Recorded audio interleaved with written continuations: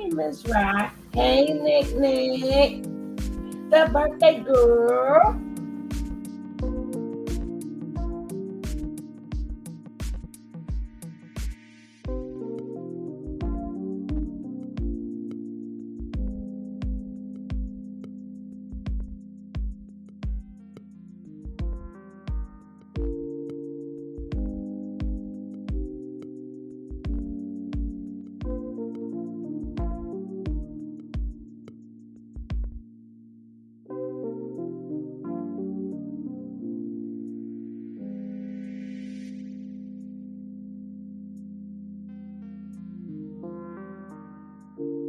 Hey, Miss Real. How are you?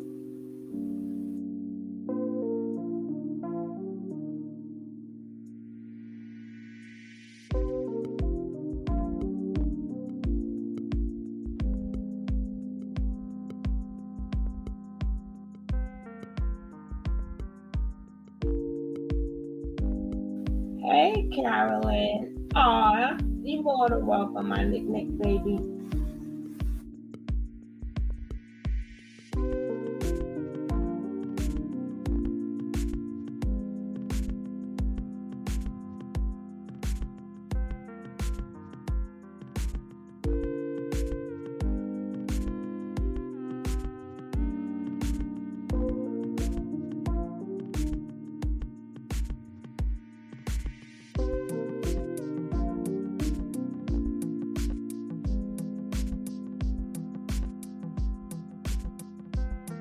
Hey, Angela, baby. How you doing, sweetie? We're going to talk about another cult member today. We're going to talk about a different cult member today. And we're going to check them out. Hey, Marie. We're going to check them out. Don't forget to hit the likes, guys. Do not forget to hit the likes, hit the likes, hit the likes, and get it out the way. Okay?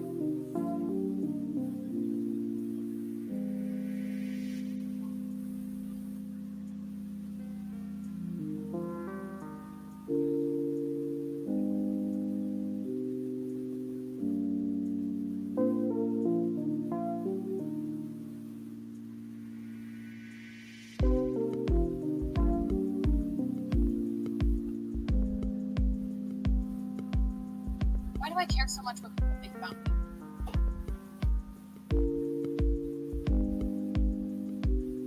Yep, another cult. So we're gonna start this like right now. Let me cut this music down. Let's check it out. I can't speak too much about it because I don't know about it. But we're gonna start talking about other cults because cults is they are alive and they kicking and people. Everybody want to know what it feels like to be a cult leader. Everybody want to know what it feels like to have people saying, "Sit down, stand up, slap, jump. Where's my food? And I am a king." And it's going to be a lot more cults that's being made. But remember, they're starting off in the word of polygamy. So as you hear the word polygamy, run, run. Unless it's your religion and you was brought up in the polygamy religion, that is different. But when you hear these guys don't have, they kick all this, I know this and I know that, and I'm highly intelligent and polygamy, them, and then they asking you for money. What part of the polygamy game is that? You asking me for money. You the one can't stay with one woman. Hey Jack, you are the one that cannot stay with one woman. You gotta have multiple women. What part of the game is me giving you money? Yo, these new group of people, they all twisted up. They all twisted up. What part of the game is you can't be monogamous. You gotta be polygamous, and we gotta give you money.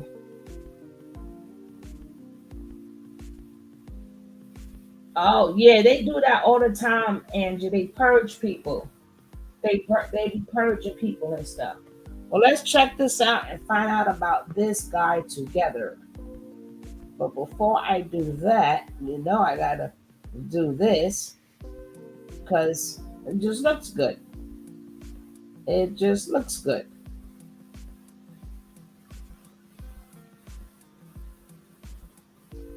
All right, let's go. Me, Smile Town, and today we're going to talk about, what are we going to talk about? Today we're going to talk about the Kin. Have y'all heard about the Kin, y'all? It's this new phone that Microsoft just put out, and reports are showing that it only sold 500 units. Now that's really, really bad, you guys. Now I'm sure you heard about the Kin because it's been like everywhere. It's been like on TV, radio, everywhere. Like I was watching The Hills, and there's like this little banner, like if you have a Kin, tweet right now about how you feel about Heidi's facelift. And then you'll go on like Bravo, Real Housewives, and then they'll be like, tweet right now, what do you think about Teresa flipping a chair on your Kin though? Tweet it on your Kin. And I'm like, okay, gosh, why are they pushing the Kin so hard? I even saw the Kin in an actual like show being advertised. It was so tacky, guys. So I watched this show called Pretty Little Liars. Do you guys watch Pretty Little Liars? It's a really cool show. So Pretty Little Liars, they like one of the girls. Don't ask me, girl. And she was like, I don't know where she is. Let me go on my Kin and see if she's updated her Facebook. And then don't ask me, girl. What kind of phone you said that was? I said it was my Kin. It's a new phone from Microsoft. Do you see how sleek and designed this is, Bill Gates? You see this? You see this? This is what people are going in the cult to attack me, to harass me. They call me a lie. Go all like mean on him, like I went on, that other man in the other video. I'm not saying anything about him. But anyways, Bill, yeah, I'm sorry. You're awesome and everything, but the Kin is a fail. But no worries, Bill, because just like Benny says, tomorrow, there's always tomorrow. It's only a day away. Peace out, and this is Smile Tone for AndroidHeadlines.com. Black Power, everybody. It's me, Gazi Kodzo. And I just wanted to make this video today because, as some of you may know, I have recently left a Black cult organization, and I have made videos currently exposing that the Black cult is led by Omali Yeshitela and his wife Ona Yeshitela, and that they're scam artists, and how the money is controlled by white people, and how the Black members of the organization are living in dire poverty, are starving, and being forced to work for free. Yeah, so basically, since I've made those videos, that cult has sent my close friends and family members that are still in the cult to attack me, to harass me. They call me a liar, an agent, COINTELPRO. They hacked into my social media. They've sent me death threats. I'm not going to go back and forth with people in 2019. That is such a 2018 thing, okay? In 2019, we just going to post receipts, argue with my receipts, okay? Because you can call me a liar all day. I don't care. But my receipts, they get mad. They get very angry, and they want to come out and play. So I'm going to let the receipts come out and play, okay? Let's take a look. It's in a book. It's Reading Rainbow.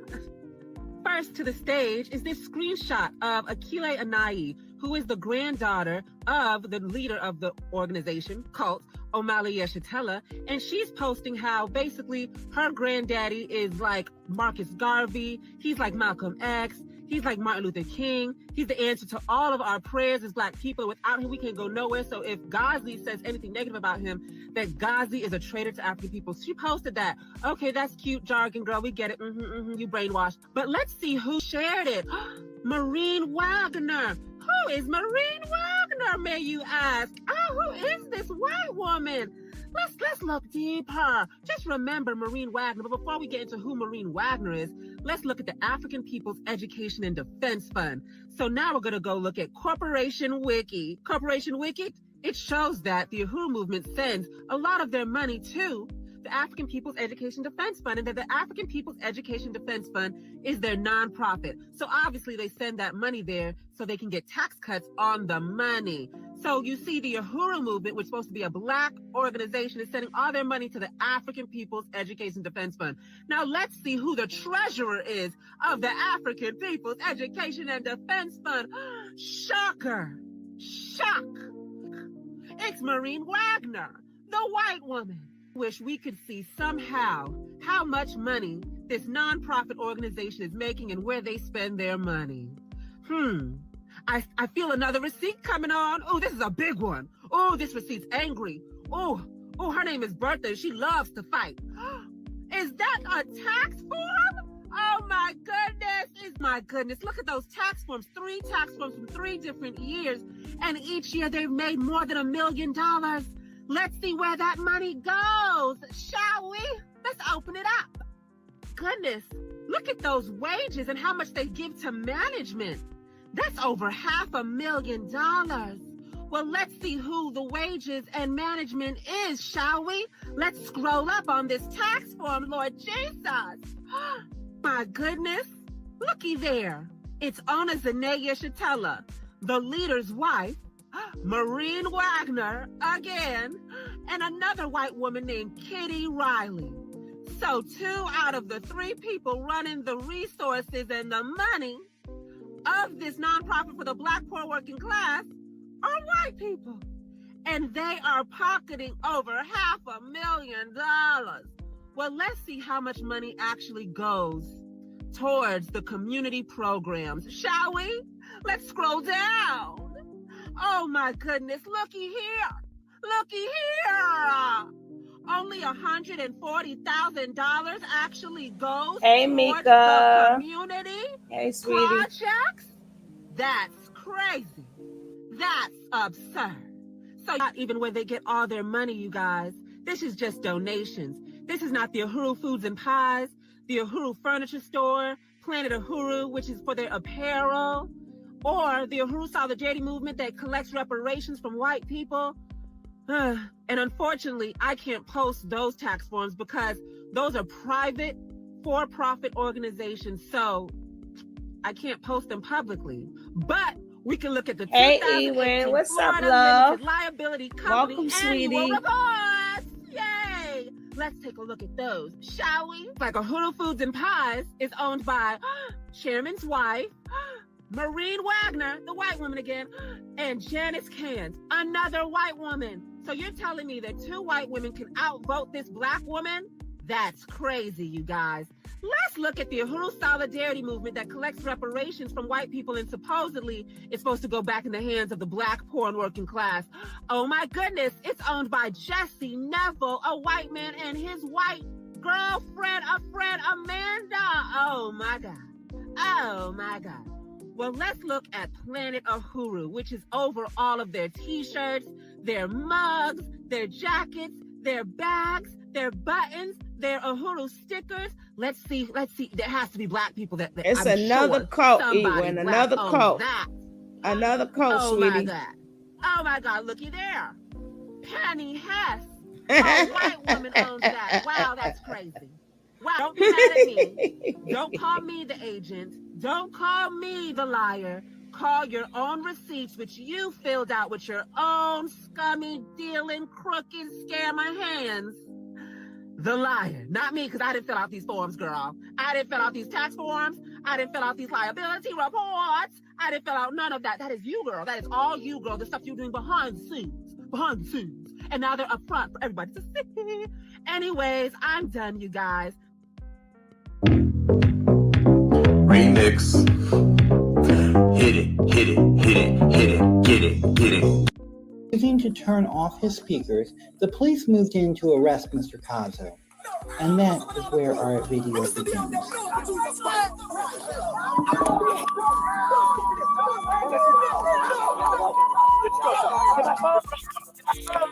Take my phone.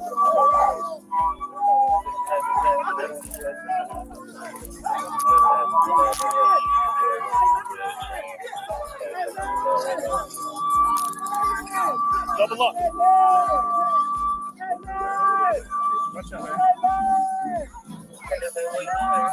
Now they getting arrested.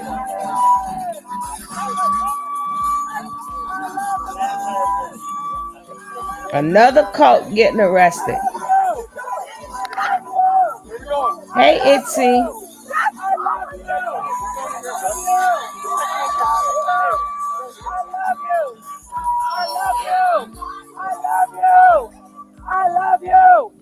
I love love you. I love you. I love you. I love my people. I love my people. You can step over there. Touch one. Touch one. Hey, step over there. Step over there. Touch one. Step over there. Touch one. You know, you got to go. You got to go next too, bro. Touch one. Touch one. Touch one. Touch one. Touch one. They're arresting us for feeding the homeless. Where's the They're good arresting us for feeding the homeless. They're arresting us for feeding the homeless. They're arresting us for feeding the homeless. They're arresting us for feeding the homeless.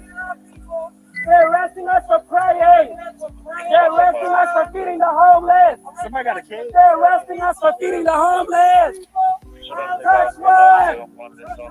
Touch one. Touch you. Touch one. Touch you. Touch one. Just you. Touch one. Touch Let's get the Serenity. serenity. Touch one. Touch one. Touch one. Touch one.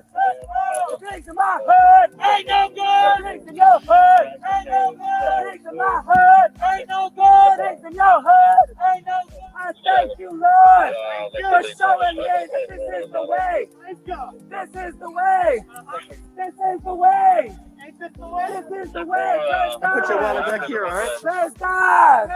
Praise God. Praise God. Praise God. Praise God. Praise God. Praise God. Praise. Look at me, brother. Praise God. I'm not going nowhere. You don't have to hold me. Praise God. I'm looking at you. Look at me. Praise God. Praise God. Look me. I'm looking at you. Praise God.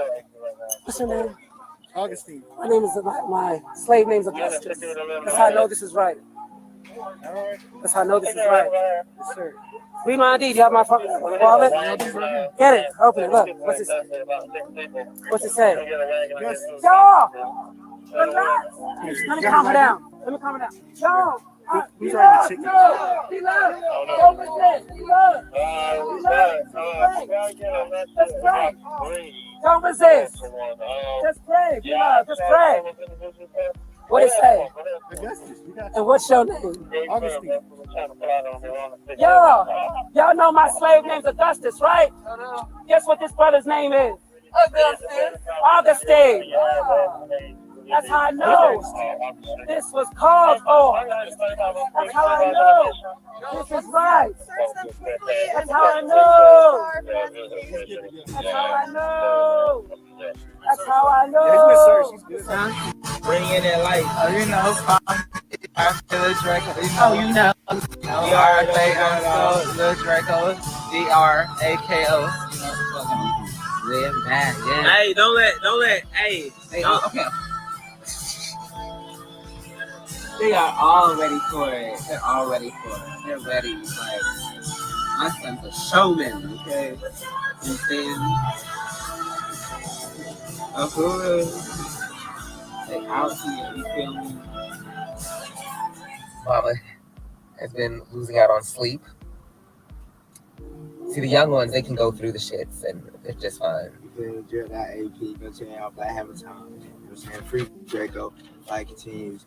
We're gonna go hit them posts. They're already hitting them live. Draco, that man. Get the phone number to give to them. So we're here at where they're holding him. Let me show y'all. This is the Kitty prison. Hello.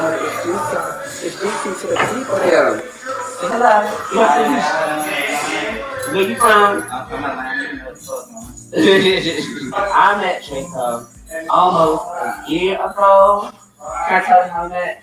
Okay. So we was given these was the people on MARTA early in the morning. And when we were waiting for the next train to come, I looked on this bench and I see this young king, and I woke him up. I was like, do you want to come home with us, whatever? And he just saw this strange gay man. He was like, no. But I just told him that, this is my phone number. If ever you need anything, I'm going to be here. Months later, he decided that, he wanted to change his life up. No more of that, Bobbing and dodge. He wanted to give that up and do good for his people, right? And so by coming to the Revolutionary Church, listening, and at first, he used to be all the way in the back behind the trees and shit. This little nigga wouldn't even sit. This little nigga wouldn't even sit in the motherfucking chairs. He wouldn't even sit in the chairs. And I used to have to go all the way back to be like, are you good? And stuff like that. So anyway, we linked up, and he's just been doing an amazing job. You know, just leading in the party, not just here locally, but leading, you know, in other cities around America, in other cities around the world. He does a lot of, you know, political education and just digesting the theory and, you know, protecting our women and children out there, pigs, and the CIA created drug economy is killing on a daily basis. So, you know, I'm honored and blessed to be, you know, me, opportunity. Save your black ass. Love y'all long, love y'all strong. We're gonna be posting a lot more videos and clips out. Okay? Celebrate his birthday! Yeah, Sunday, yeah, we out there bowing. Like bowing. But that's it, Metro Juvenile Detention Center. 404. 404. 635. Huh? 635. 635. 444. 444. 00. 404-635-4400. There you go. Screenshot that. All right. Let's spread that around. Go to Black Camera Times on Instagram, share it. So anyways, thank y'all for all the support. Thank y'all for all the calls. Thank y'all for all the donations. Thank y'all for all the tweets. It really means a lot. It really means a lot. This pig department is attacking us heavily. And just today, there were pigs outside of our home trying to, you know, just terrorize us with their presence, make us slow down or make us scared or make us stop fighting with their presence. I guess to try to say, like, we know where you live. Yeah, girl. I'm sure you do. So does my bank. So does the DMV. Like, what? Like, that's not a great accomplishment, police, if that's what you're trying to prove. Thumbs up, please. Don't forget the likes. They're important. So that happened.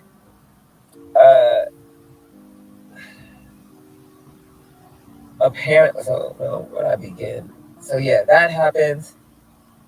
And then I decided that, you know, we need to have a protest here too for Draco. So before we have it, I'm just coming out to scope out the place. Should I say that? Well, no, I'm not going to say when the protest is. So if they want to overextend the resources to wait for a protest, they don't need to, I guess, whatever. That's on my side. Anyways, so we're here, scoping out the joint. We just got a call, actually, from someone that claims to be the public defender. Really strange call. And they were asking for witnesses. But then they started to act like really rude towards me. And I was asking them, like, for information, like, what's his case number? What's going on?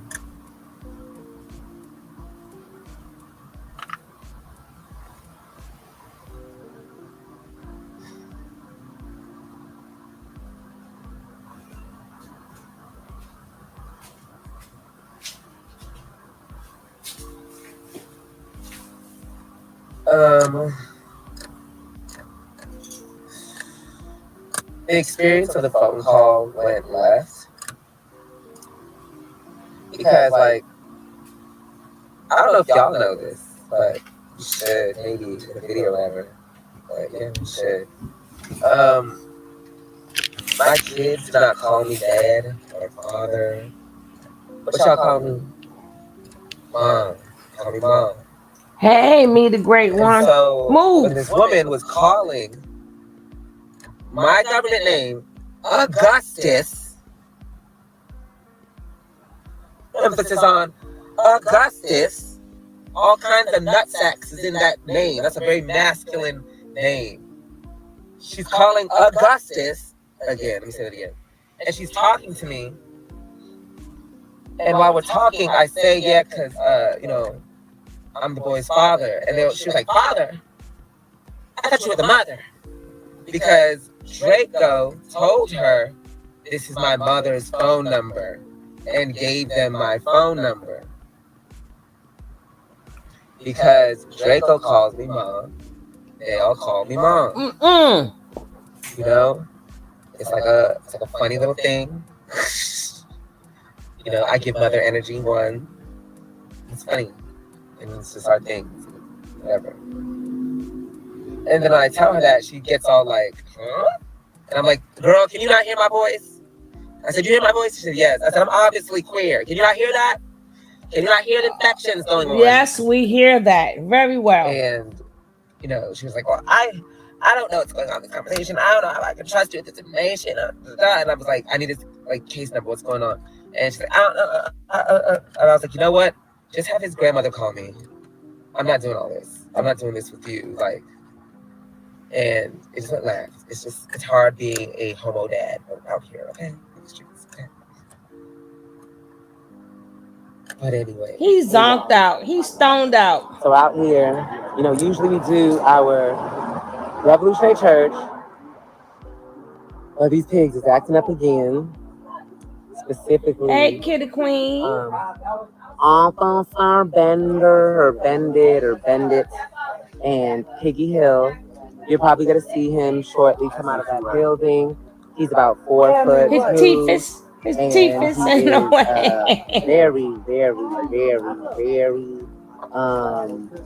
sad individual.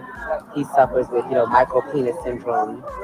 And so he goes around brutalizing our black teens. But on a serious note, this building behind us, you see here, that looks like something out of a scary movie. Multiple teenagers and children are being kidnapped by Atlanta PD, brought into this building, and then for some reason when they leave, they always seem to have some kind of physical issues. And the boys getting physically abused and girls being sexually abused in this building right here. So we've just been going around the community on our megaphone, informing everybody about that. We usually do our, Revolutionary Church, but unfortunately, you know, with all that's been going on, we were out all night last night protesting to free him. We out now protesting to free him. So we brought the Revolutionary Church here, so to speak, you know. So we got all of our people some drinks and things like that. Hydration, rehydration. This is what makes YouTube go. Products. Everybody buy this product. That's capitalism. You're going to say the same thing. Capitalism. Sprite is so good. Get Sprite. Sprite is so good. Oh, how's that Sprite? So addicting. So good. Sprite. No protein in Sprite. No protein in Sprite. The Sprite this sugar. Is Gatorade. Do you have a Gatorade? You need one. This is the new Gatorade. Gator Light. Gator Light. Yeah, AJ, this is how you get the algorithms up. You gotta show products. CQ. Slim, snap into a Slim Jim. Snap into it. It's real slim. Snap into a Slim Jim. I miss you too, AJ. Snap into a Slim Jim. AJ. Get you a Gatorade. Get you a Sprite. Purchase. You know we. Reparations. I know we don't have no money and there's inflation, but purchase. Many different COVID levels. Them fees ain't gonna do nothing, girl. They just over there trying to pop. I'm just drinking this to gain hydration, but y'all, we out here. We live. How old is mommy? I don't even know. My brother's here with me. Okay, laying back. We gotta get this brother out. And we had Zone 6 precinct. We ain't going home, man, until we go home with him. Laying back. Laying back, y'all. Laying back. Oh, AJ, could you do something for me? Can you type the phone number that the people need to call? Can you get the phone number that people need to call? So y'all can actually call this precinct to let them know that they need to free Adrius now. Free Adrius now. Free Adrius now. That's what this is the picture right here. Free Adrius hold. If you follow us on Black Hammer Times, we have all the information. 404 404 371 371 I just want you guys to see how this cult life and somebody getting arrested, how they people stick behind them. I also want you guys to understand when people are in the cult, Natureboy, this is not the cult's first rodeo. Of course, your people is going to say free him. Of course, your people is going to say he did nothing. Of course, your people is going to find all these good things that you have done. I'm just showing y'all different cults and different things to let Natureboy know. I wanted to come on earlier, but the time just went right by me because about on my other page, so I want to talk about Khalees and them. But Adrius did something for him to be there. Let the court find him innocent. Because Natureboy thinking that he got the biggest audience out there. True, them ain't even buy nobody no Gatorade. They ain't buy them no Sprite. They ain't do nothing. At least they got something for them to drink and stuff. Natureboy cheap coat, ain't they just send me money. They ain't even buy them people nothing to drink. But I just want y'all to see different aspects and different cults and stuff that's out there because Natureboy is not the only one. And when somebody get arrested, except with Natureboy, they still can't find anything good. You ain't never lied. I'm still waiting, Angela. I'm still waiting for them to find something that he has done good. We'll wait. We're still waiting. It's 02-50-002. Free Adrius Holt now. Free Adrius Holt. Free Draco right now. Right now. I mean, Right stop. Get them lights up for freeing black children from these horrible dictators. From these pedophiles. Yeah. From these pedophiles. Y'all are pedophiles. Yeah. And that, just because they look like it with the skin tone on that doesn't mean they like it. They sellouts. They robots. They basically robots. Robots wouldn't even want to claim to be them. Them artificial intelligence things, they don't even want to be like these folks, man. No way. No way, Jose. No way. So we out here, and so if y'all could thank you, AJ, just call and say free Adrius Holt now. Stop kidnapping and abusing our black children. And, hang up and call back again. Put power in your voice. And just keep doing that over and over again. But you got something else. Let them be free. So we got our people out here. Free your sister, King. Yeah, he's free your sister. Free your sister, King. I told you he wasn't here. That's what they say, but we have a key. Hold on, man. Let's call for the lead. Yeah, we're calling Steve. That's what I told y'all. They was here. So why didn't they come tell us this morning? I specifically asked but now, if that is true, we can always get them to call.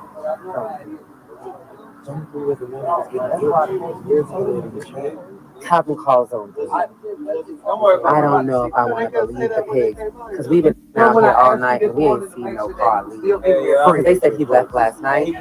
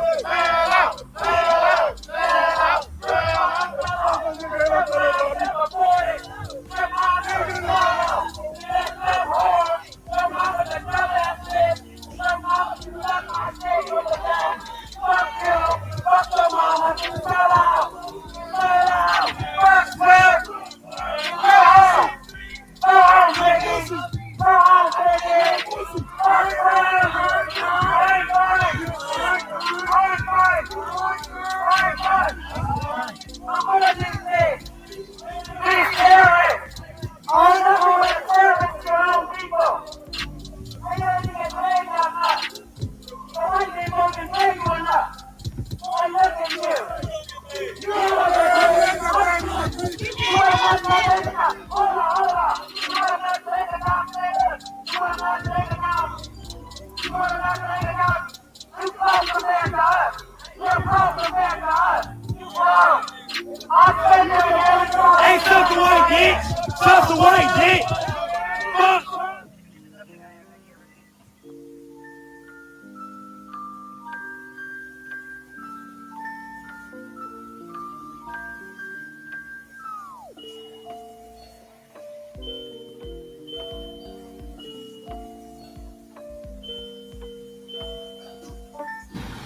Did he take his own life?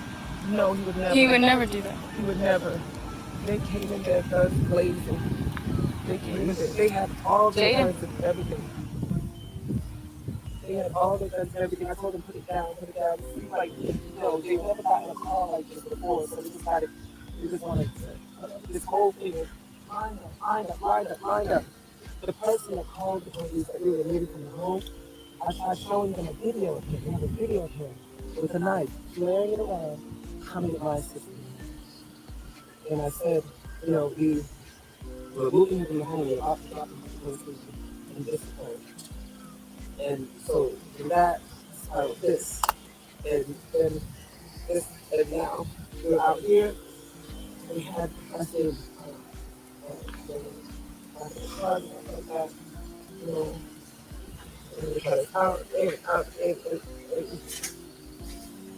just want to say to the community of the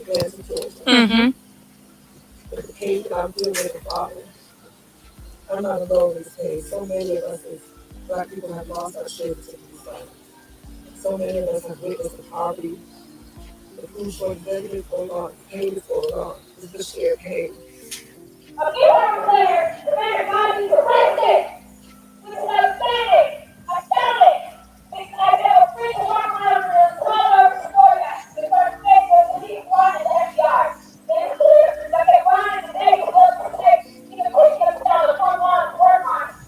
They had nothing in the morning. And right now they had 2 leaders of the revolution in custody and 1 leader sitting on the floor.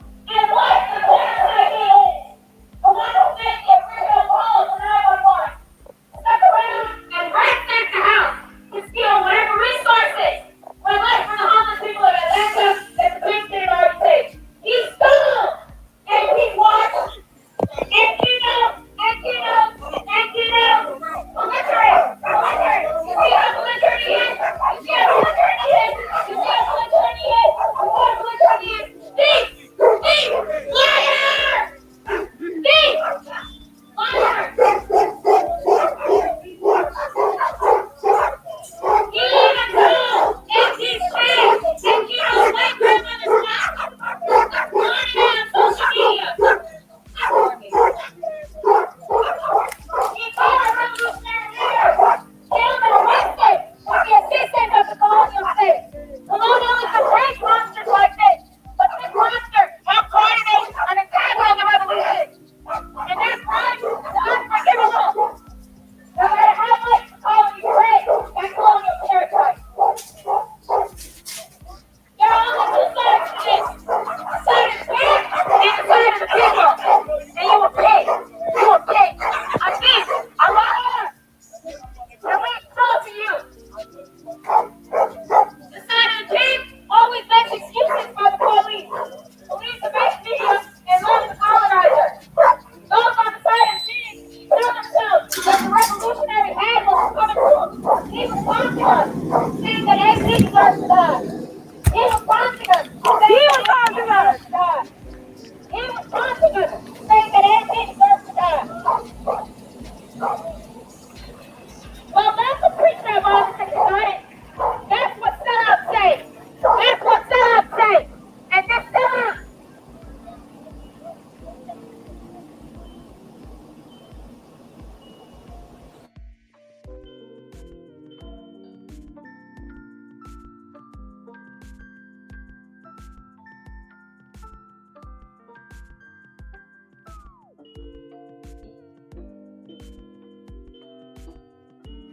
The side of the pig are the pigs who want sellouts. The black and brown people who got that degree and are going to make that bad.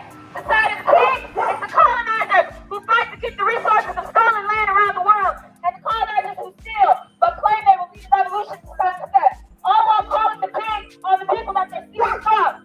It's the useless academics, white anarchists, business people, Black Lives Matter mansion buying beats. Those on the side of the pig laugh at an 18-year-old boy, an African boy, backed into a corner by pigs with guns. Those on the side of the pig are enemies. The side of the people, aka the Black Hammer Party, built power and unity among the poor working class colonized people of the world. The side of the people is love. He throws hard truth. But today, does whatever it needs to by any means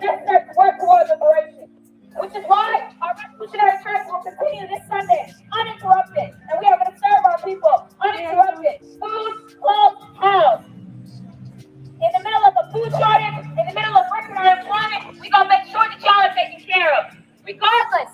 Regardless of what Fayetteville PD did, regardless of what was inspired and caused by sellouts like the one that we named and exposed today.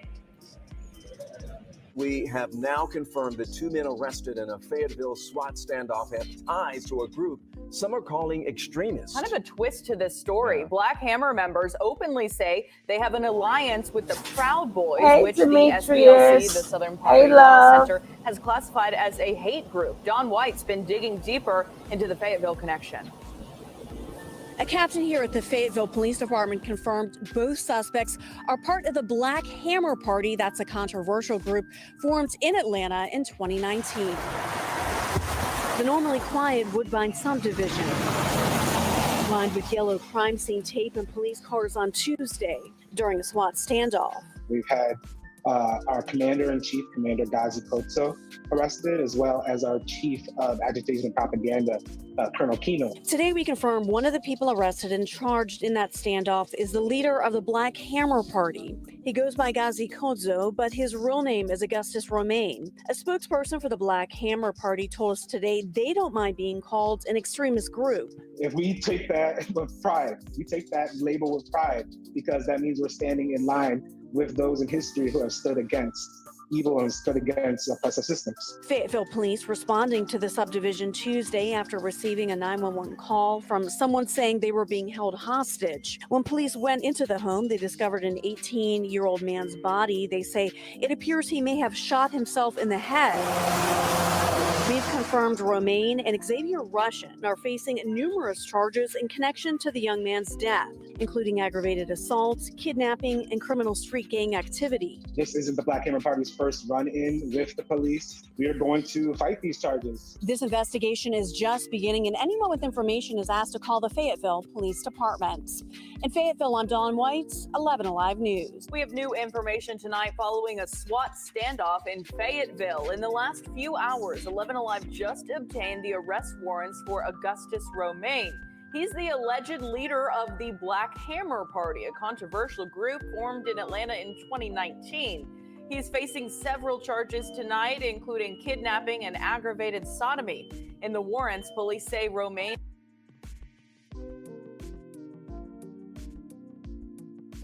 Now, Nature Boy, why y'all didn't do a SWAT standoff?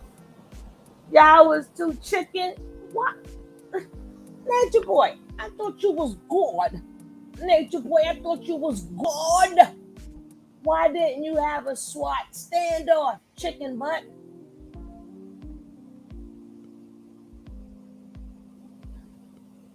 Hey, Bo, we can go and have these on Amazon. Make a phone trap part. I just swear we held them. Within a week, we will have 1,000. Yeah, exactly. Why you did not have a standoff, Nature Boy? I thought you was good. You came out real quick. Nature Boy. The state of Georgia and their Department of Corrections. Tell me about it, Demetrius. Exactly. Tell me.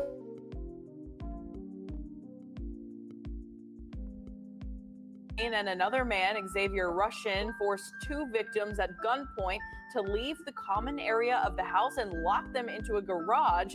Then they allegedly forced the 2 men to stay in the garage while Romaine attacked them. Romaine and Russian are both expected to be in court next August 16th. Well, look, listen, you know what I'm saying?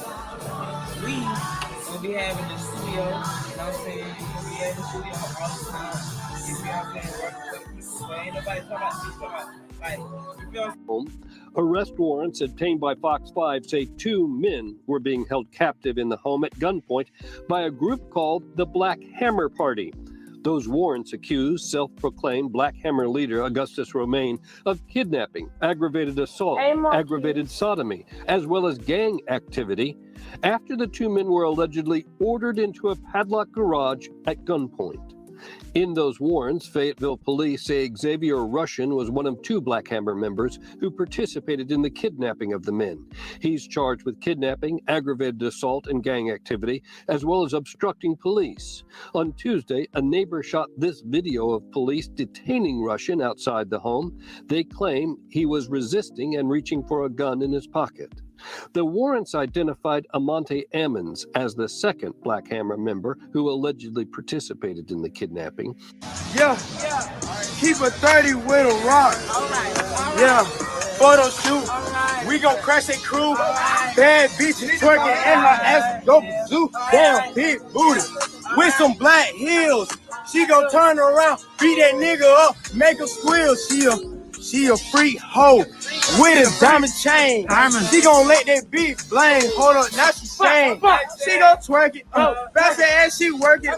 Yellow Air Force, damn bitch, it's allergic. Don't touch me. I got money, it's funny. Smoking gas, big tree, big honey, big ganja, big diamond, big AB.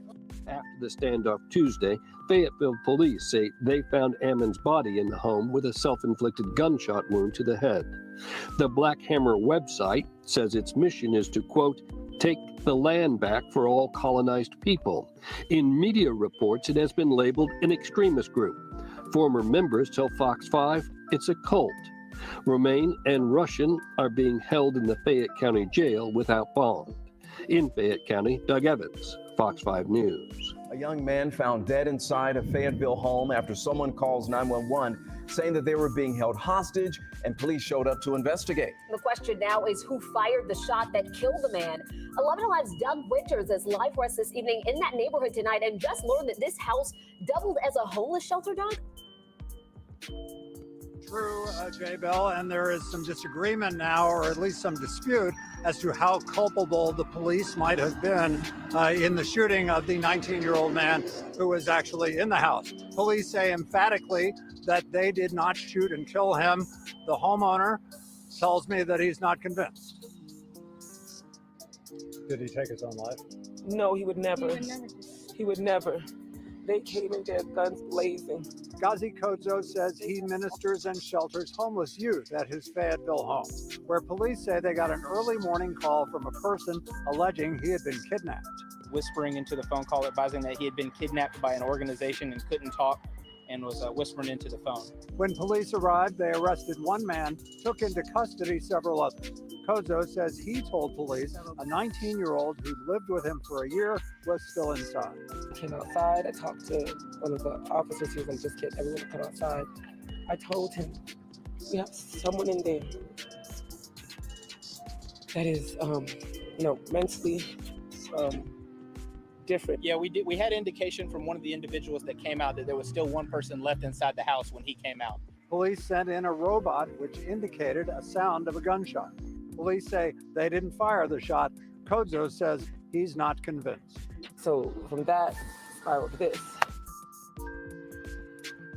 And again, police say it is unclear who fired the shot, but they say that their officers did not fire it. Kodzo says that the young man did not have a weapon of his own in the house, and that the 19-year-old didn't take his own life, and that he was alone in the house at the time. So this is an investigation that is obviously still ongoing.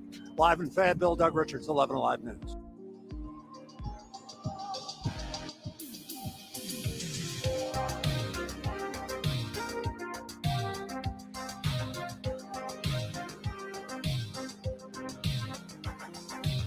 Now they in Atlanta, guys. They are in Atlanta.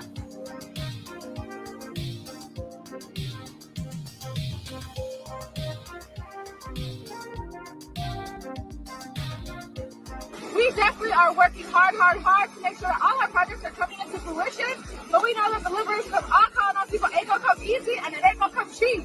So we need those funds to keep coming in. We appreciate the love and support, but keep it coming. Keep the donations coming.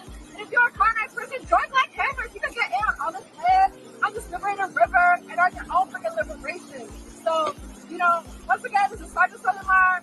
The land is here, the land is free, and let's get to it. Land back. Sharon, they raised $64,000.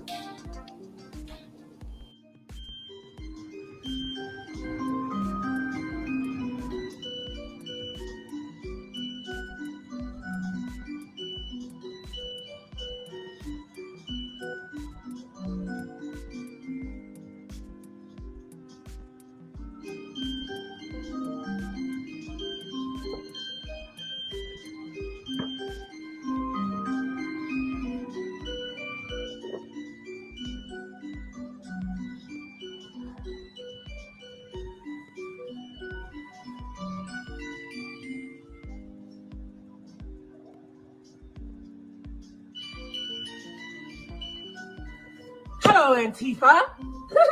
It's me, Ghazi, the Commander-in-Chief of the Black Hammer Organization. Land back. Land back. Land back. Land back. I heard you had some not so nice things to say about me. I heard you had so nice things to say about my hammers. I heard you had not so nice things to do to one of my members, one of my dear, dear members, an African Filipino mother that you doxed and thought you could get away with it, thought we were going to back down, thought we were going to take it. No, that's not going to happen. You messed with the wrong one this time. Yes, oh yes you did. Oh, yes you did. Because we don't take it lightly when harm is done to our African and colonized women. And that's why at Black Hammer we say, touch one, touch all. Touch one, touch all. Touch one, touch all. Touch one, touch all. Touch one, touch all. And you touched one of us. So now you touched all of us, and we're gonna have to do something about it. You see, this is how crazy Batman's made Gotham. If you want order in Gotham, Batman must take off his mask and turn himself in. Oh, and every day he doesn't, people will die. Starting tonight. I do want to start off by saying it has been a while since we left the Black Hammer organization. We left the organization back in March. And I personally haven't said anything publicly in this amount of time because, hey y'all, hey Safia. What's going on, Safia? I haven't said anything publicly because I still had faith and believed in the work that they were doing, despite like some of like the actions and the attitudes of some people that are in leadership in that organization. So yeah, but like in light of like recent events and recent happenings, we're like, okay, we got to say something. Like there have been a lot of people that have left the organization for various reasons, and no one's ever like spoken about it. I don't know whether that's fear of backlash or they felt the way I felt at a point in time, just believed in the work because like the core of the work and the message is good, right? And is real and is what is needed for true revolution. But like I said, the practices and attitudes of some people in leadership are, I don't even know what's like troublesome to say the least. I mean, I haven't said anything outright publicly because I know, I mean, for the same reasons and because like I just like to me it just didn't seem like there was a need to, but there's some things going on, some people that need some answers. Like they're still using my jingle, which is like, okay, like I made the jingle, y'all still using that. And by all accounts, sure, y'all like can, but like it's in poor taste. And then at the end of the day, like I am publicly renouncing like my, like involvement with my continued involvement with Black Hammer. Just because you hear my voice in that jingle does not mean I'm up in there. Okay, I ain't up in there. And I hey, sweetness. That is a different call. In terms of what they're doing with their membership, literally, and just the lack of transparency therein, let alone, certain events as it pertains to what's happening or not happening with the money that people have donated and membership funds. So let me just put that out there. So if you hear it, just know that it's my voice, but it ain't me, if that makes sense. So yeah. It's important I make a video today to dispel the rumors that I put out while a member of the Black Hammer organization. I was falsely informed of what I will now say publicly are false, completely made up pedophile allegations against a comrade who goes by ARC. It is important that as I did come out publicly to tout these with false evidence given to me by Gazi Koto, that I come out equally publicly to state that these are unequivocally false. The research and the investigation I was told occurred did not occur, and what investigation did occur only proved that his story was 100% correct and that he was not lying. It's important that I come out and state this as we do move to dispel all of the rumors, lies, and accusations made by Gazi Koto. I am a former member of the Black Hammer organization who, while in the cult house, was encouraged to make a video basically further pushing all of these accusations out. So it is important to me that I come out and state publicly that they are untrue and that the comrade in question is also a victim of Gazi Koto's lies and manipulation. Hey, Gazi. I know you're a narcissistic sociopath who watched the video towards the end, so I know you're seeing this. And I just wanted you to know. Fuck you. We all see how much of a piece of shit you are. You can't hide. You are not the second coming of Christ. You are not a revolutionary leader. You're lower than dirt. Fuck you. What's going on, comrades? It's your boy Rob. I'm doing a video on my disavowalment of the Black Hammer organization, which I had a hand in building originally. I was the original chief of agitation and propaganda for the Black Hammer organization. That is the very first motherfucking chief. I was in the very first Black Hammer meeting or event, and going into this, I had already just came out of the APSB, which I came to understand as a grift. Ironically, I ended up helping create an even more dangerous, more insane grift. So like I said, I was in the very first Black Hammer event, and since that very day, I took in work concerning media. In the beginning, I understood things were good. I helped make a book club. We had a very successful social media apparatus doing current events and politics in a mass style. I did the very first show of the org, Propaganda, breaking down my favorite movies and like how they're like propagandistic undertones, like aid CIA agendas and shit. And things were good. We were getting recognized for legitimate work on the ground and via social media. Established organizations like Anti-Conquista fucked with us. We were even on Rev Left, which I was interviewed for. So before the Clout Demon really had solidified his grip on things, they were good. Motherfucker was fucking with us. We were on point and we were about that work. In the early days, I had understood myself as one of the counterbalances to Gazi's already visible ego, coming that he's like a famous motherfucker. This changed when the org began to grow at an exponential rate.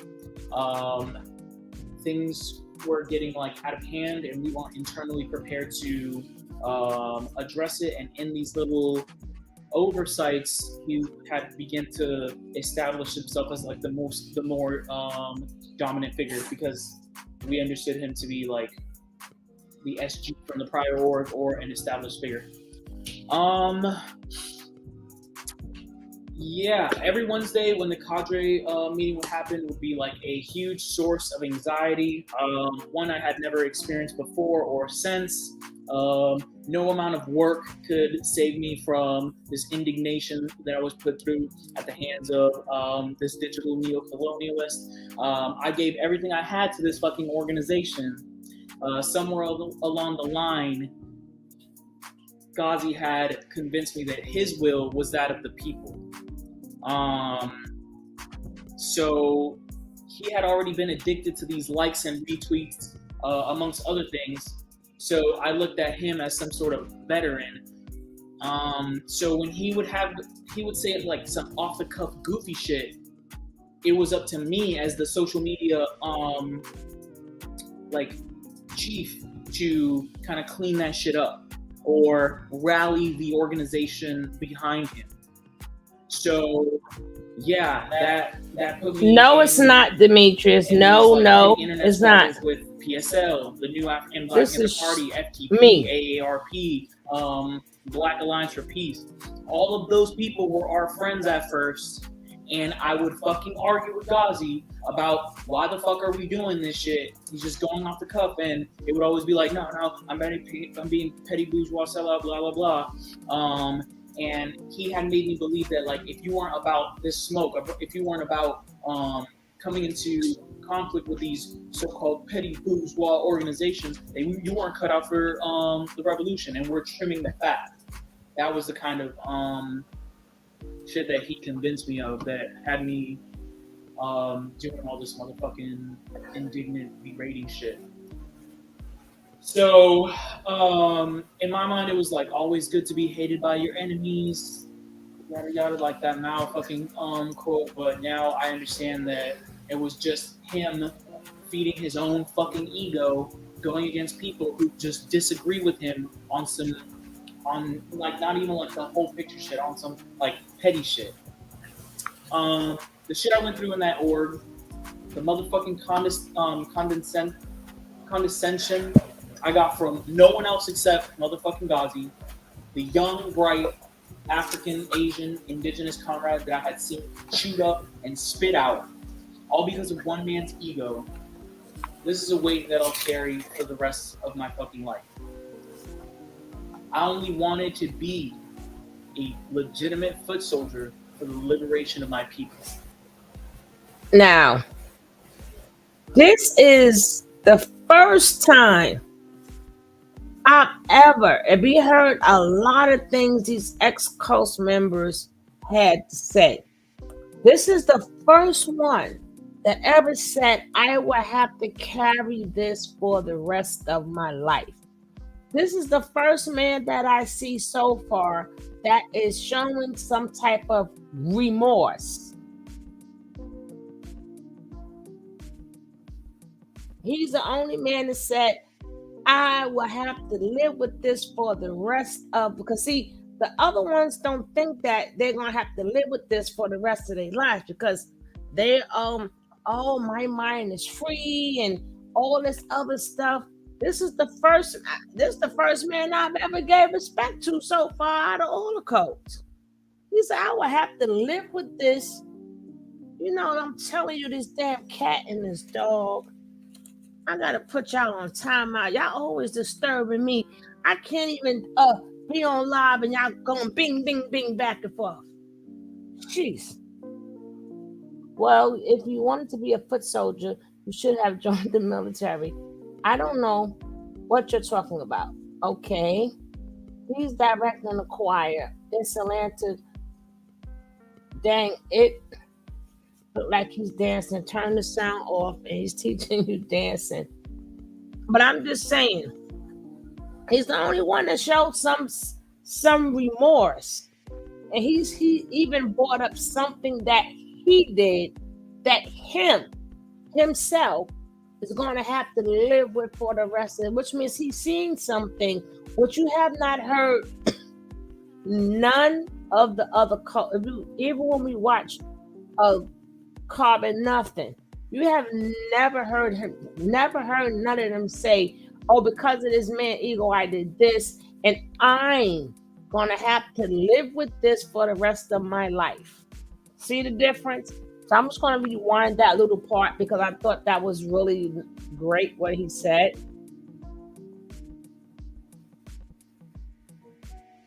I only wanted to be a legitimate foot soldier for the liberation of my people.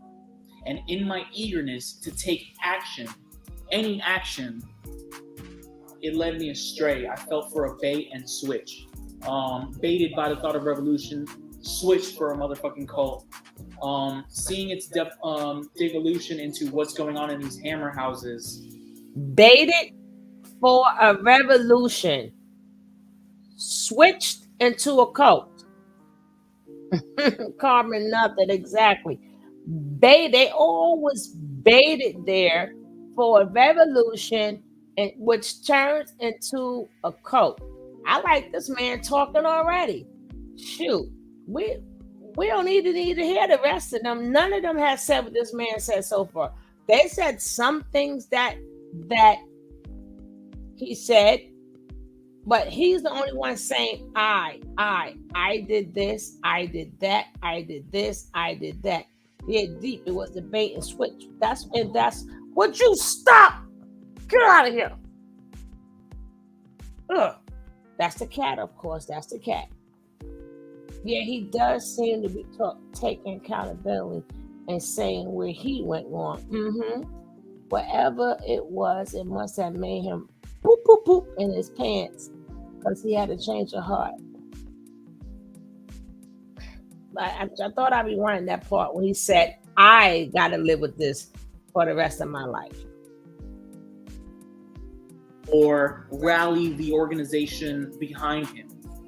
So yeah, that put me in these like petty internet squabbles with PSL, the New African Black Panther Party, FTP, AARP, Black Alliance for Peace. All of those people were our friends at first, and I would fucking argue with Ghazi about why the fuck are we doing this shit. He's just going off the cuff, and it would always be like, no, I'm being petty bourgeois sellout, blah blah blah. And he had made me believe that like if you weren't about this smoke, if you weren't about coming into conflict with these so-called petty bourgeois organizations, you weren't cut out for the revolution, and we're trimming the fat. That was the kind of shit that he convinced me of that had me doing all this motherfucking indignant, berating shit. So, in my mind, it was like always good to be hated by your enemies, yada yada, like that Mao fucking quote. But now I understand that it was just him feeding his own fucking ego, going against people who just disagree with him on like not even like the whole picture shit, on some like petty shit. The shit I went through in that org, the motherfucking condescension I got from no one else except motherfucking Ghazi, the young, bright, African, Asian, indigenous comrades that I had seen chewed up and spit out, all because of one man's ego. This is a weight that I'll carry for the rest of my fucking life. He's saying, for the way he's seen people chewed up and spit out, which means he had to witness this because of a man's ego. He witnessed this, and he got to carry this for the rest of his life. I ain't never heard none of Carbon Nothing say anything like that.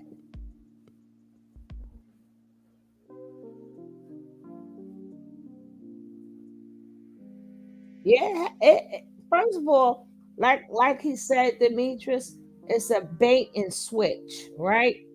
It's a bait and it's a switch.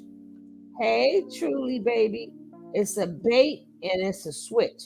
So people always come in thinking they're doing good for people, but what they don't do is, and you got to remember, when you come into these cults, they don't show you they are a cult in the beginning. It's like once new people come in, they all turn into actors. Oh, it's so beautiful here. This is what we're about, you know? So you try to figure out how people get trapped off because the people who are there already, they turn into actors, and you think that you're doing good. Now, the only thing he said, he feels remorse and said, I gotta live with this for the rest of my life. You ain't never heard none of them other carbon nothing say nothing. Nothing. I give anything victims that choose to walk away from a cult, but probably own it. Admit it, move on. Mm-hmm. Yeah, exactly. Mm-hmm. You won't hear carbon nothing, say nothing, because they start off dysfunctional. No, we assume that they start off dysfunctional, but ZQ, as you see now, is if you look at it now, would you get out of there, Carter? If you look at them now, it's oh, my mom's the best, my dad's the best. So maybe they wasn't as dysfunctional as we thought. Cults are group thinkers. No opinions allowed. So basically they're not group thinkers. It's a one-man thinker. They're not thinking as a group, Mika. It's only a one man that's thinking, and you follow what that man is saying, or how they say, become the collector elite and take out the weak.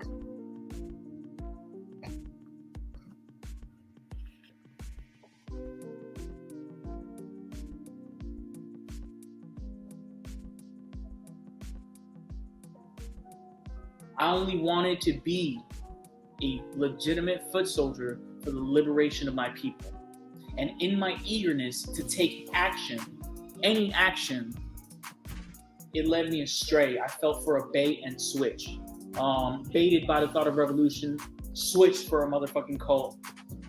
Seeing its devolution into what's going on in these hammer houses, to any of like the 3 fucking organization members left, I ask you, what revolutionary organization calls ICE on people? What revolutionary organization attacked black women near exclusively? What revolutionary organization would call the cops on a pregnant young African woman? Ghazi would kill you for a fucking retweet. Get the fuck out of that org. As a founding fucking member, just abolish it. It serves no purpose except that motherfucker's ego and reaction. Hello, my name is Savvy. I am ex-chief of staff to Gazi Kozo and social media coordinator to Gazi Kozo. Today, I wanted to really go in about my experiences with Black Hammer and what has happened to me in Black Hammer.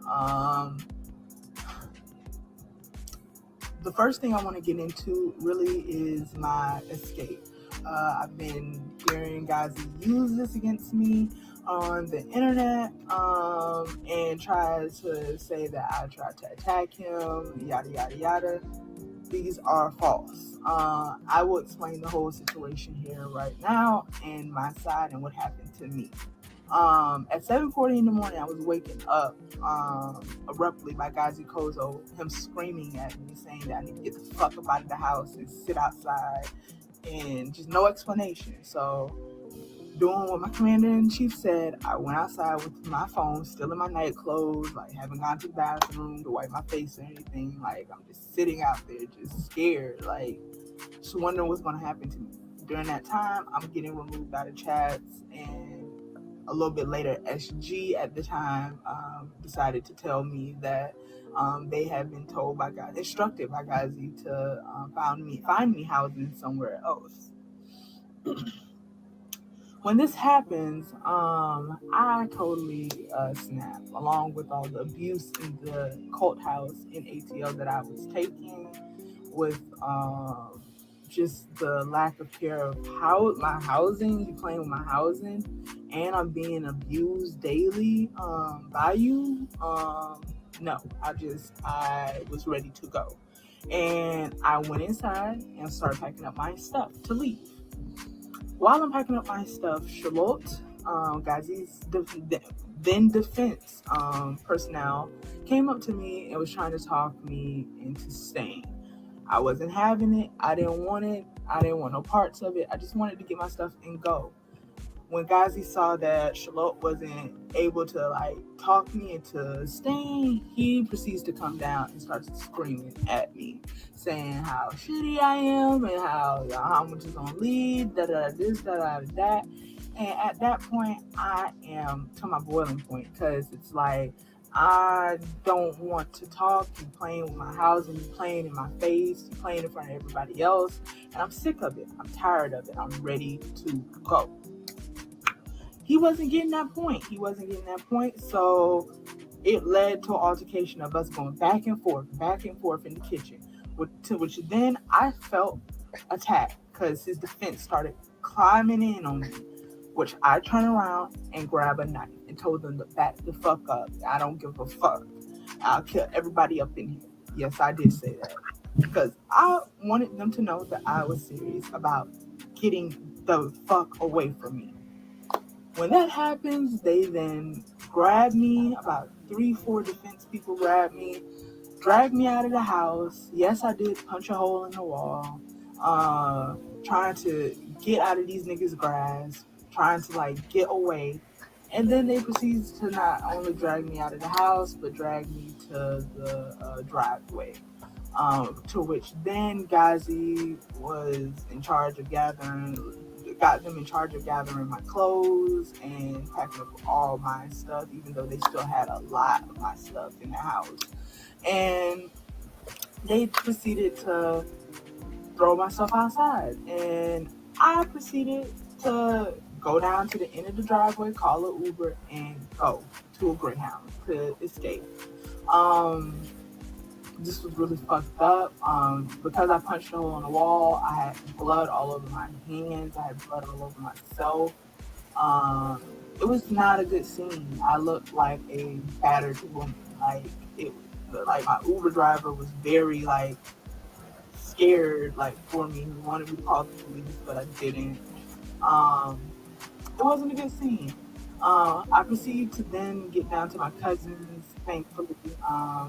While I'm staying there, as he calls me, begging me to come back. Did I want to come back? No. I was totally done with the organization, and everything gets done to all the people that I've known. But I knew I needed to come back to save people, and I needed to come back to help, to make sure that I was the only one that saw the side of Ghazi and to allow this. Another one who has escaped and left, but felt a need to come back. And y'all keep saying, why do people come back? Everybody got different reasons, but they still come back. Now, Demetrius, before the cults, New York created the conscious community. So I blame New York too first of all, I don't care which history book you read, Demetrius, you're gonna find cults in there. You can go back centuries. It has always been cults. New York didn't start it. New York didn't create it. They may have came up with the conscious community, but as far as cults always existed. Cults always existed. Secret societies always existed. The Boule, even if you go to college and you're in a fraternity or a sorority, guess what? They got secrets too.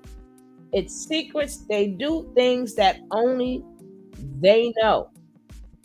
And things happen to people that they can't tell anybody. So that always existed. Okay?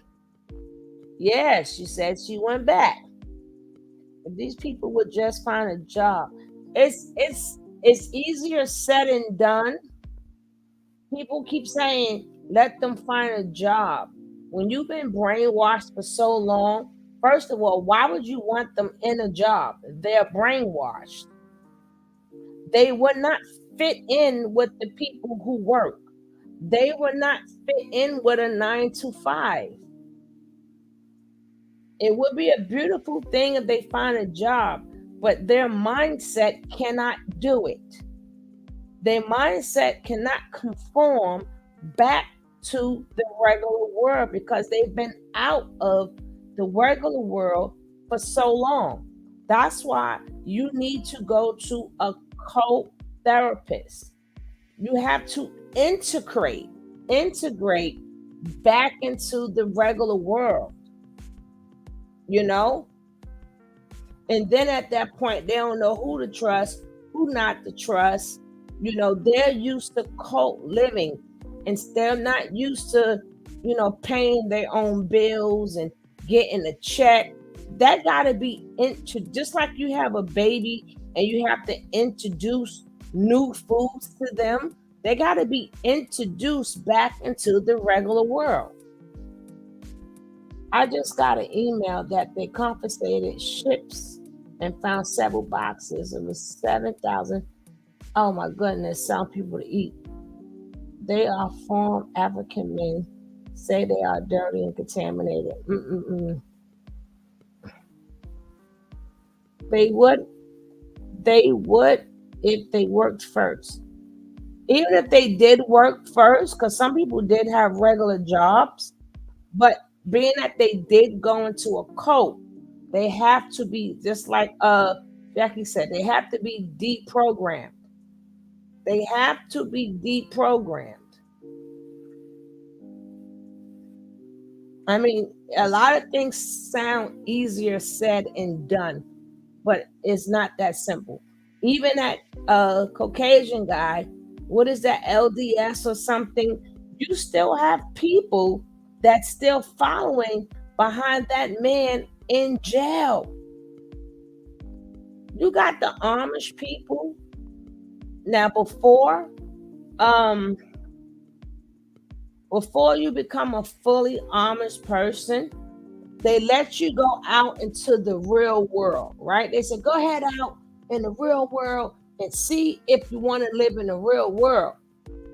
Now, you got these people who never seen a cell phone, never seen a computer, never seen social media. They don't know what a party is. A lot of them is so scared of the outside world, they run back to the Amish people. I would be very interested in the environment these people lived, family, neighborhood, etc. Yeah. That's just like when you got this, just like that man, which I'm going to cover Friday, when he supposedly, quote unquote, got robbed in jail. But come to find out, in jail, in church, for his jewelry. Like, who wears all that jewelry to church? And then come to find out that they saying that he set himself up because he owe a lot of money. But then you got a lot of his people that still, even though the evidence is in their face, they still believe in their pastor. You got people, regardless of even what their pastors do, they still believe in the pastor. They still will go to that church faithfully.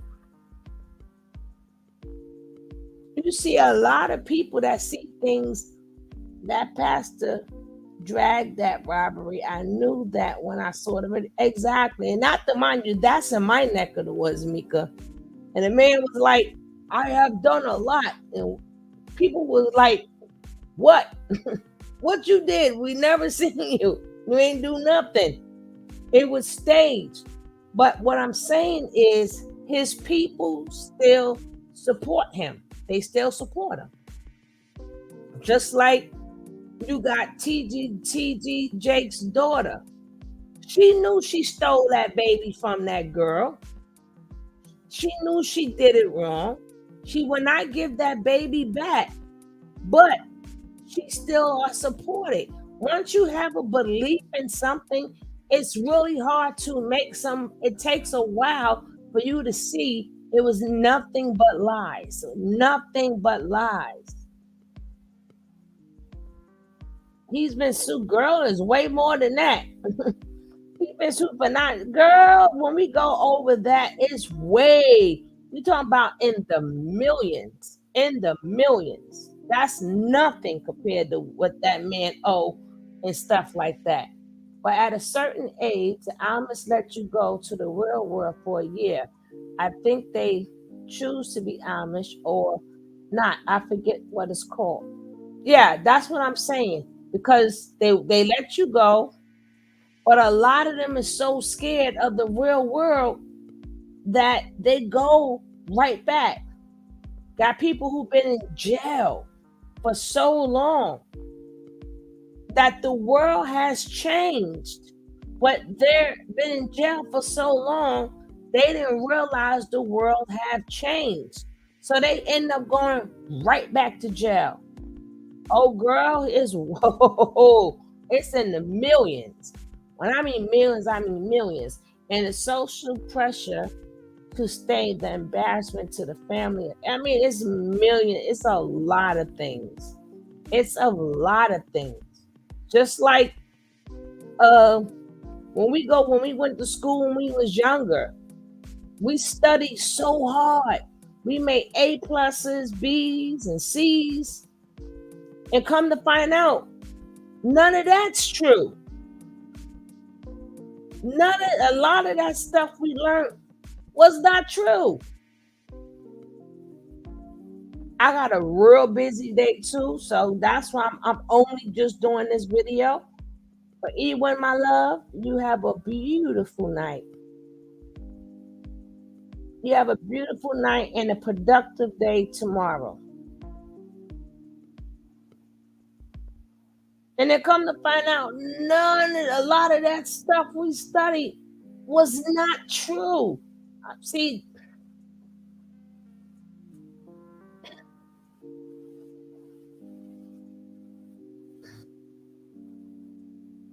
so like I said, after I do this one, I'm gonna have to turn it in.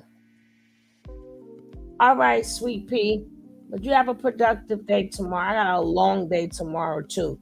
So y'all might not even see me tomorrow, but I got a long day tomorrow. Shit to keep going on. So I decided to take Ghazi's a little bait that he put out trying to get me back. And I told him, yeah, I'll come back. And I did.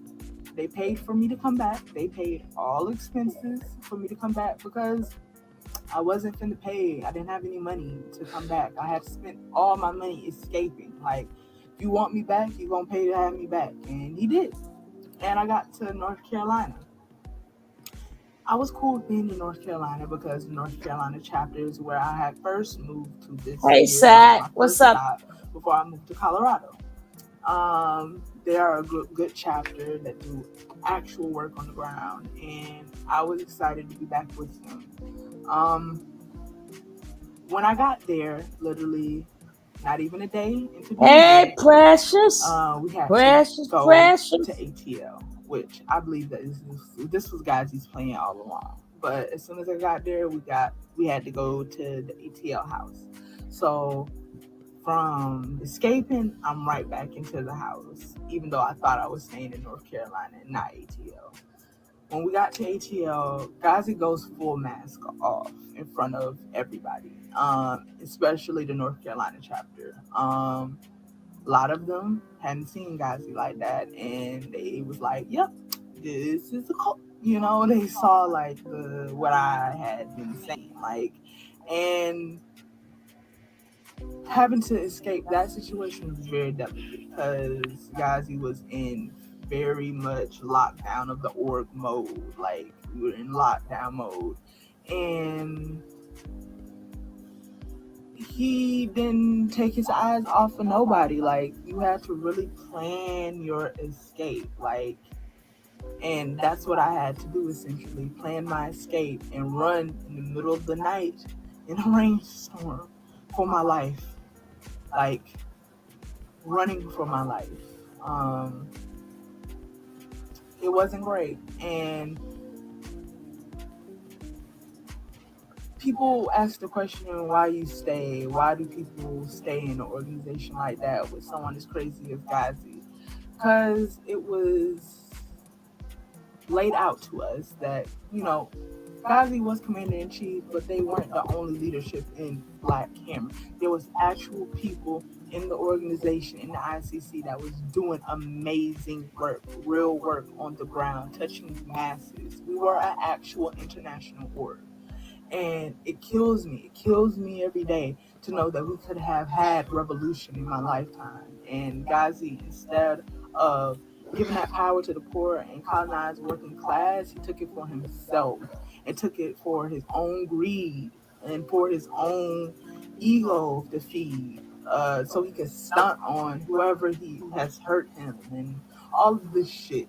But at the end of the day, Ghazi has grown and hijacked this organization that was supposed to liberate our people. That had thousands of people in it, for himself. Like, and it hurts. It hurts every day.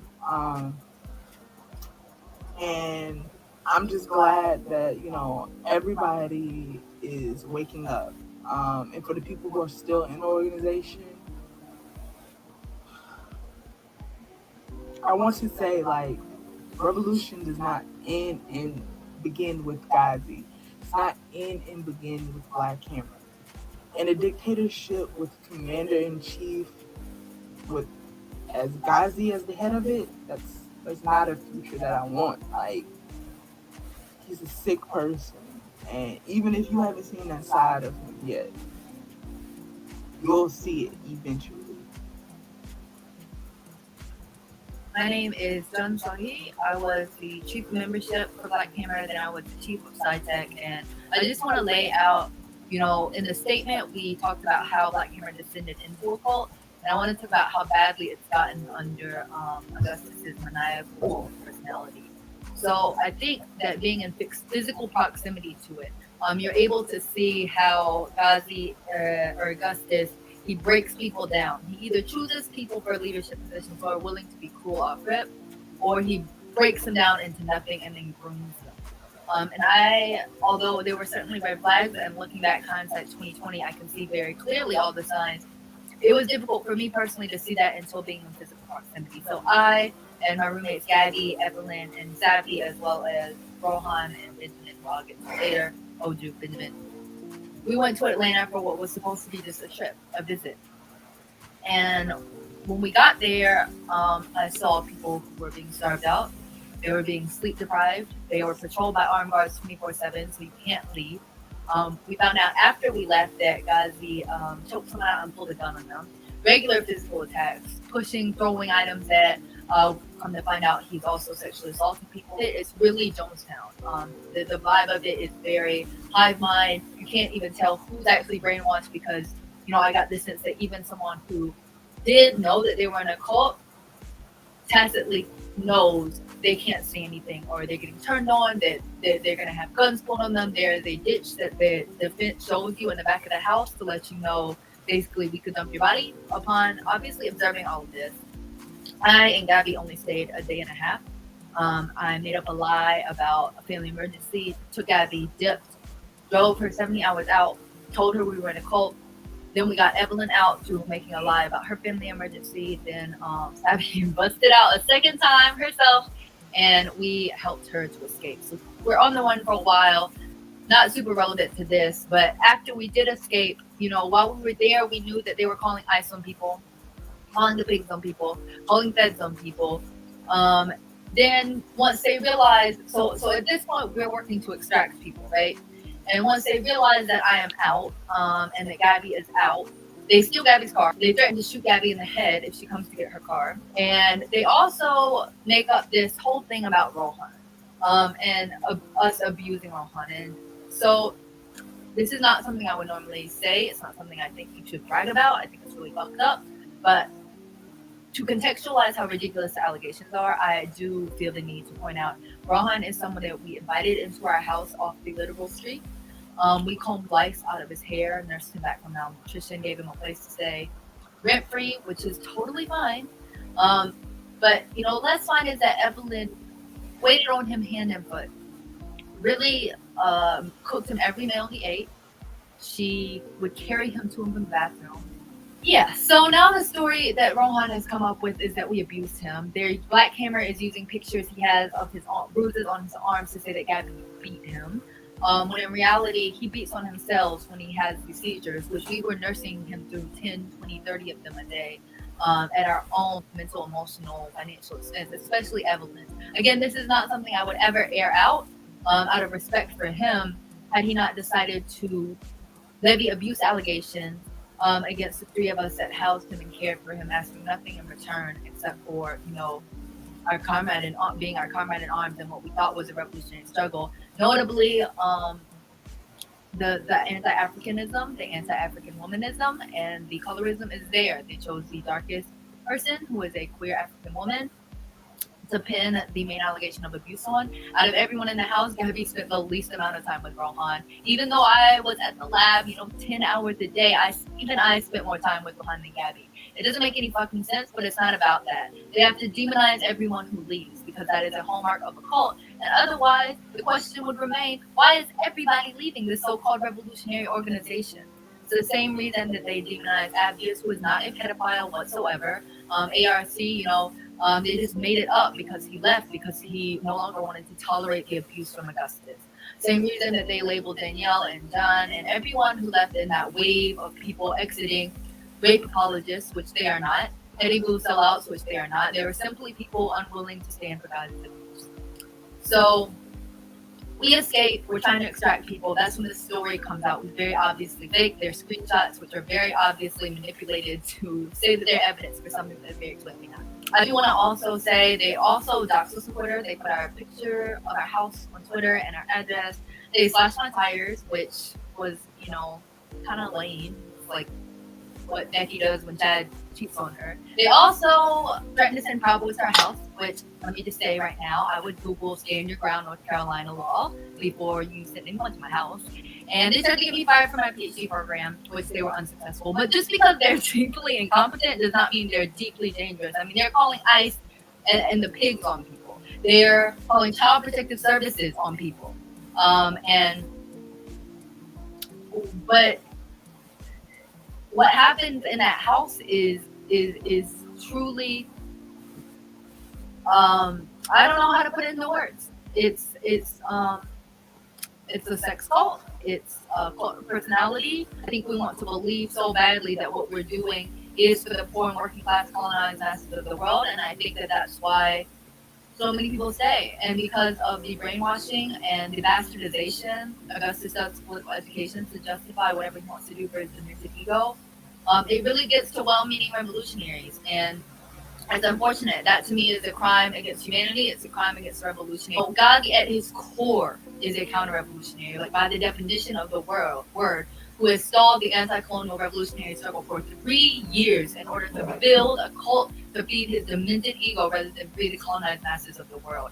And, I'm not saying that Black Hammer could have gotten us free, but I'm saying that we had a chance at building real contingent power in the Middle East and worldwide, and Gandhi chose to corrupt that and use it for his own grip, the feeding of his own ego, his demented desire to enact his will in the world. It's a very power play. It's a very just deeply fucked up thing he's done. I do recognize my own role in this deeply. I'm choosing to present my self-criticism one-on-one. I'm doing it as I feel that I have something genuine put together. I have my list. Many of you I may have called. I 100% recognize my own role in this. Being deluded and being brainwashed, it comes into play, but it does not absolve me. I will say to people who are like, why haven't you said anything? You have to understand we're playing chess with people's lives.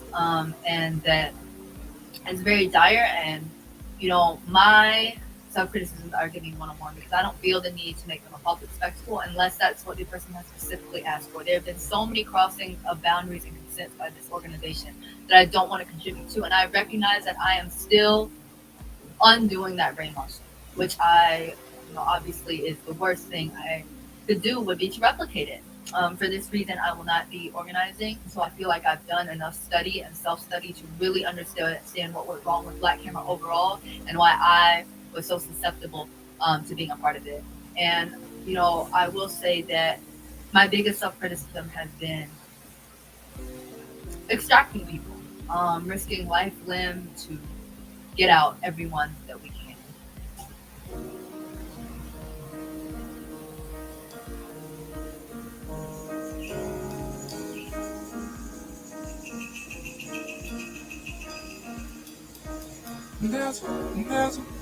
Was commander in chief, but they wanted to own.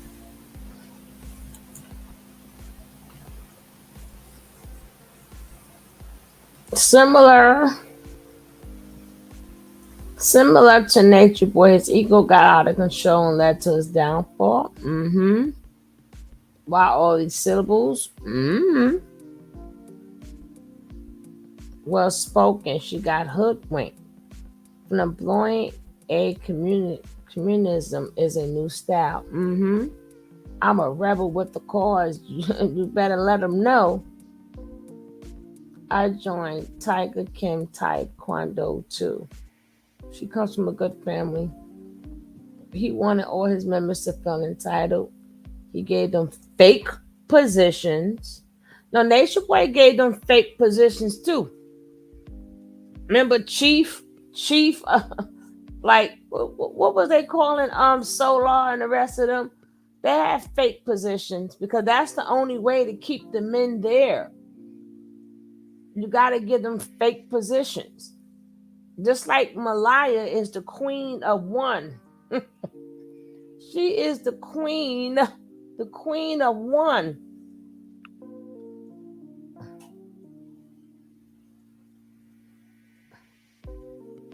All this stuff making your head spin. Undoing brainwashing after day one.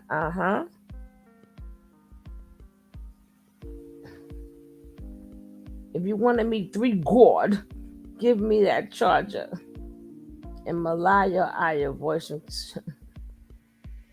You're so right. I forgot. See why they listen to this stuff and get sucked in. Yeah. This is the only reason why I cover it, because it's not really about breaking down their lies. We already know it's all lies.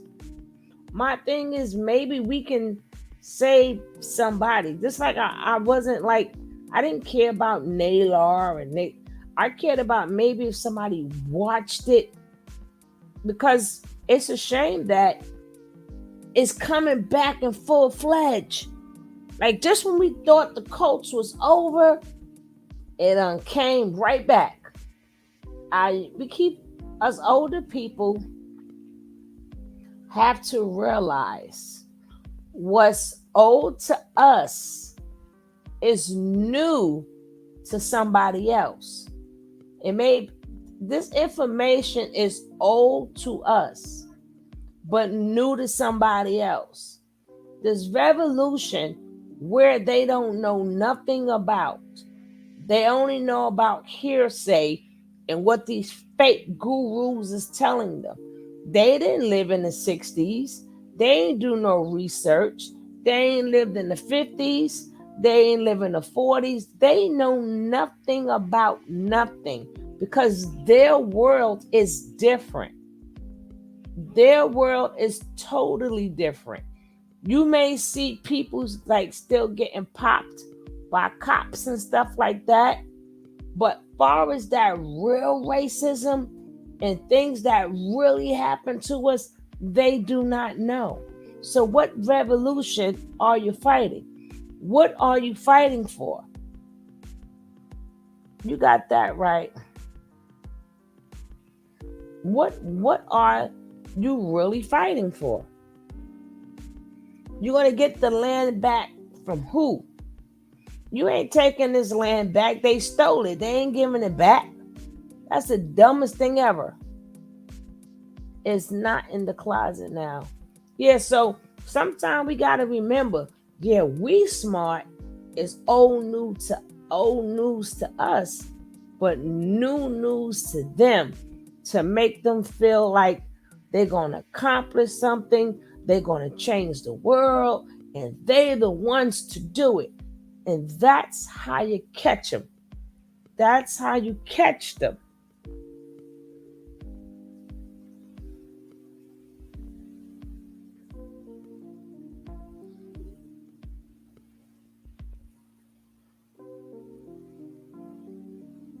And you chat error, take me back. This is even before that. They don't know nothing about the people because they never took the time to study. They don't know our history. They don't know. They only know what their gurus is telling them. So, of course, if you're black and they're black and they saying, yeah, they did this and they did that, they ain't do no studying. They don't know what's true. They don't know what's false. So now that leaves us, older folks, to make these videos, and hopefully, when they go to look up stuff, they'll see the good stuff with the bad stuff, the good stuff with the bad stuff. But either way, guys, this video is over because I really have a long day tomorrow, and I gotta go get my grandma nap, my old lady nap. But I just wanted you to see it's the same exact thing. The same exact BS. Oh, his ego. Oh, we thought he was coming to do well. All the same shit, same shit, same shit, same shit. And don't forget, guys, if you do not have sugar babies, if you don't have sugar babies, I don't even know my own name. If you don't have sugar babes, please click on the link. Please, Sweetness and the rest of you guys, Demetrius, whoever. I know, Martin.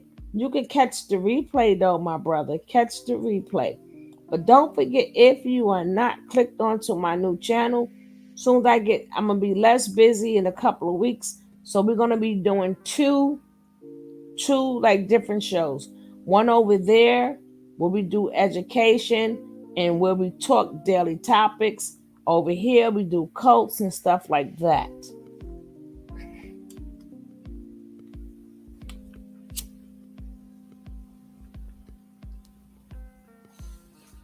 So, hopefully you guys enjoyed this show. It's their great escape game and storyline. Yes, yes. Let me see if you guys hit up that like before we go. Let me see how y'all did. Can we get 2 more likes? Did 2 people in here hit the like? If 2 people in here did not hit the like, can you hit the like before we go?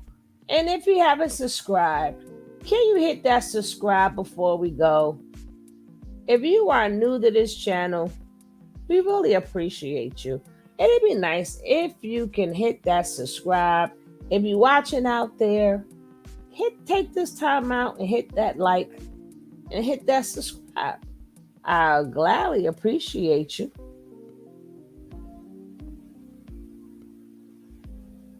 Oh, I thank you, Demetrius. Thank you, Jack. It's the great escape. They will never be better off. Wait, hold up. They will never be off volunteering at their local recreation centers or teaching adults how to. Tell me about it. I'm waiting for them to do that forever. Plant a tree or something. Shit. We all been waiting for that. All this help and knowledge. But so just the community never seen it. But I see you guys tomorrow, Lord's willing, depending on how long my day is. Peace, and I am out of here, and I appreciate each and every one of you.